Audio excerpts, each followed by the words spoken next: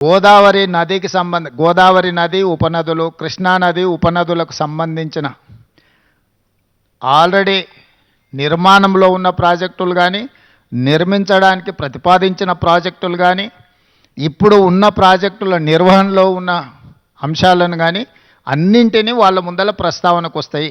వాళ్ళు ఒకసారి ఆ కమిటీ అపాయింట్ చేసిన తర్వాత వాళ్ళ అంశాలను అన్నిటిని తీసుకొని చర్చించి అక్కడి నుంచి ప్రతిపాదనలు వస్తాయి.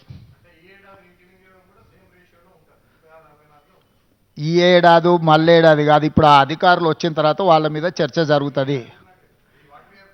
అసలు నీ సమస్య ఏందో నాకు అర్థం కాలేదు. చాలా బాధపడిపోతున్నావు. అట్లేం బాధపడకు. దానికి కావాల్సిన వే ఫార్వర్డ్ని, దానికి సంబంధించిన వే ఫార్వర్డ్ మీద ఇప్పుడు నిర్ణయం తీసుకున్నాము. 2020 సంవత్సరంలో ఇద్దరు సంతకాలు పెట్టినప్పటి నుంచి ఇప్పటివరకు మీరు ఆ ప్రశ్ననే మాట్లాడలే. ఇవాళ 25లో పరిష్కరించడానికి ముందుకు వచ్చినప్పుడు మీకు అది ఒక సమస్యలాగా కనిపిస్తుంది. మేము మొదటి నుంచి చెప్తున్నదే అది. చంద్రశేఖరరావు మొత్తం తెలంగాణ హక్కులను ఆంధ్రప్రదేశ్కి దారదత్తం చేసిండు, అన్యాయం చేసిండు. వాటిని పరిష్కరించడానికి ఒక విధి విధానాలను ముందుకు తీసుకొచ్చినాం.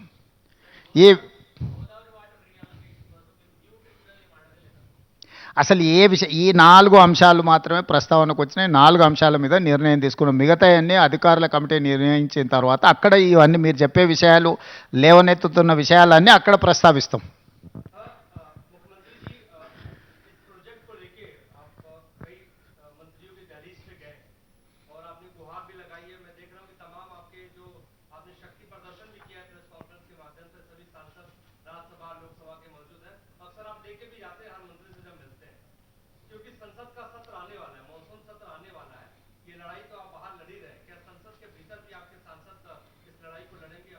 नहीं, अभी तो चर्चा चल रहा है.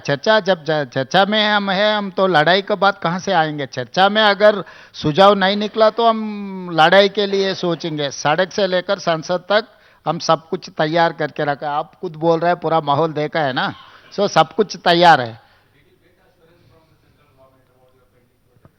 Yeah, definitely that is something different from this. This platform is meant for pending issues between Andhra Pradesh as well Telangana. So we have taken a decision. We have evolved one mechanism to identify issues. Then we will take a decision on those issues.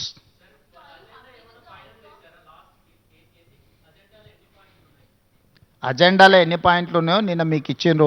Telangana తరఫున ఎన్ని అంశాలు ఉన్నాయి, వాళ్ళు దానికి ఇంకా అట్లా అనుమానించుకుంటూ పోతే ఏ అంశాలు పరిష్కారం కావు.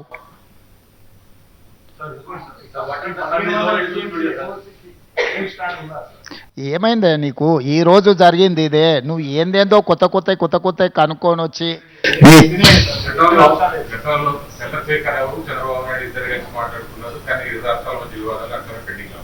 ఆ తర్వాత చంద్రశేఖరరావు జగన్మోహన్ రెడ్డి మాట్లాడుతున్నారు.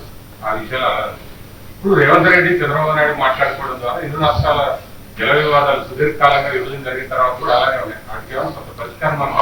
ఈరోజు 4 అంశాలు పరిష్కారం జరిగినాయి కదా. వాళ్ళిద్దరు కలిసి చేసినది ఏ ఒక్కటి పరిష్కారం జరగలేదు కదా. టెలిమెట్ పెట్టలేకపోయారు, ఆఫీసులు ఎక్కడ నిర్వహించాలను నిర్ణయించుకోలేకపోయారు, లేకపోతే శ్రీశైలం ప్రాజెక్టులో రిపేర్స్ గురించి చర్చ జరగలేదు. ఇవన్నీ వాయిదాలు పడుతూనే వస్తున్నాయి కదా. ఈరోజు వీటికి పరిష్కారం దొరికింది కదా. మిగతా సమస్యలకు కూడా ఏ విధంగా ముందుకెళ్లాలనో ఒక దారి అయితే వచ్చింది కదా.